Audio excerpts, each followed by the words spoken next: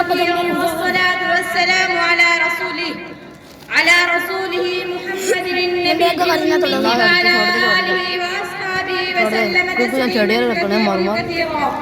أعوذ بالله من الشيطان الرجيم. بسم الله الرحمن الرحيم. إنا نحن نزلنا الذكر وإنا له لحافظون. صدر جلسہ میرے پیارے بھائیو بہنوں، السلام علیکم ورحمۃ اللہ وبرکاتہ. واضح رہے کہ میں مدرسہ مدنیہ سبیل الرشاد کی ادنا سے طالبہ ہوں. بھائیو بہنوں، میری طالب علمانہ باتیں بغور سماعت فرمائے. میری کم سنی کی طرف دیکھنے کے بجائے میری باتوں کی طرف دیکھے. عربی کا ایک مقولہ ہے، کہنے والے کی طرف یہ دیکھ کہ وہ کیا کہہ رہا ہے، کسی نے کیا خوب کہا ہے. قرآن ہی سے زندگی کی نمود ہے، قرآن ہی سے زندگی کی نمود ہے، اسی سے ہر فرد بشر کا وجود ہے. قرآن سے آتی ہے دل میں تازگی، قرآن سے آتی ہے دل میں تازگی، اسی سے دور ہوتی ہے رب کی ناراضگی. پیارے بھائیو بہنوں، قرآن کریم خدا کی عظیم الشان کتاب ہے. قرآن دستور حیات ہے، قرآن قانون زندگی ہے، قرآن چشمہ ہدایت، قرآن سراپا نصیحت ہے، قرآن سخت روح کا علاج ہے، قرآن رنج و غم کا مداوع ہے. مگر افسوس ہم نے قرآن کو مردوں کے ثواب پہنچانے کے لیے سمجھ رکھا ہے. حالانکہ قرآن ایک ایسا عمل ہے جو مردہ دلوں میں ایمان کی روح پھونکتا ہے اور زندگیوں میں انقلاب پیدا کرتا ہے. علامہ اقبال کہتے ہیں، تیرے ضمیر پہ جب تک نہ ہو نزول کتاب، تیرے ضمیر پہ جب تک نہ ہو نزول کتاب، گرہ کشا ہے ناراضی نہ صاحب کشاب. پیارے بھائی بہنوں، ہم اگر چاہتے ہیں کہ ہمارے گھروں میں سدھار ہو، ہماری نئی نسل اسلام کی شیدائی بنے اور دین کا پیکر بنے، تو قرآن کا دامن مضبوطی کے ساتھ پکڑنا ہوگا. مگر قرآن نے ایک راستہ قائم کیا ہے جن پر اللہ نے انعام کیا. یہ راستہ قرآن کریم نے متعین کیا. اس راستے پر چلنے والے ہی مومن کہلاتے ہیں. وہ اس راستے کو نہیں پا سکتے. یہ وجہ ہے کہ رسول اللہ صلی اللہ علیہ وسلم کی زندگی میں جنہوں نے قرآن کو اپنایا وہ قوم کے لیے نمونہ بن گیا. صداقت، سخاوت، شجاعت ان کا معیار بن گیا. جن لوگوں نے قرآن کو نہ سنا وہ گمراہ اور مغضوب علیہ ہوئے. قرآن آنے سے پہلے قوم جہالت جوا، قمار بازی، شب و روز ان کا محکوم مشغلہ تھا.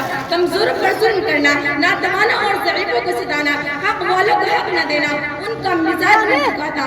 فسق و فجور، کذب و عناد، قتل و غارت گری ان کی پہچان بن چکی تھی. عورتوں پر ظلم و ستم کا پہاڑ کرنا، بچوں کو زندہ درگور کرنا اپنے امتیازی شان سمجھتے تھے.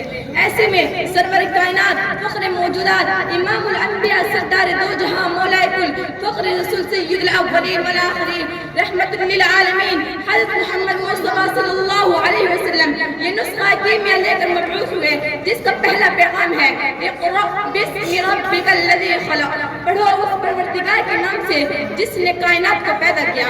ظلمت کے بادل چھٹنے شروع ہو گئے، نفرت محبت میں تبدیل ہوئی، نفرت اور عناد دشمنی کا سایہ ہونے لگا، الفت، مربت، رفقت اور بھائی چارگی عام ہو گئی. اسلام سے پیشے عورت ظلم و بربریت کی شکار تھی. اسلام آیا تو عورت کو عزت ملی، عفت ملی، ایک مقام ملا، وہ گھر کی شہزادی اور مالکہ بن گئی. اسلام آیا، شراب کی حرمت کا حکم سنایا گیا تو صحابہ کرام نے شراب کے مٹکے توڑ دیے، شراب سے بھرے ہوئے مشکیزیں پھوڑ دیے، یہاں تک کہ مدینے کی گلیوں میں شراب برسات کے پانی کی طرح بہ رہی تھی. اسلام آیا، بربریت، تشدد، تصادم ختم ہوا. میرے پیارے بھائیوں بہنوں، یہ قرآن کا اعجاز ہے. روشنی ملی اور تاریکی کے بادل چھٹ گئے. اس لیے قرآن کریم پڑھنا اور پڑھانا ہم سب کا فریضہ اولین ہے.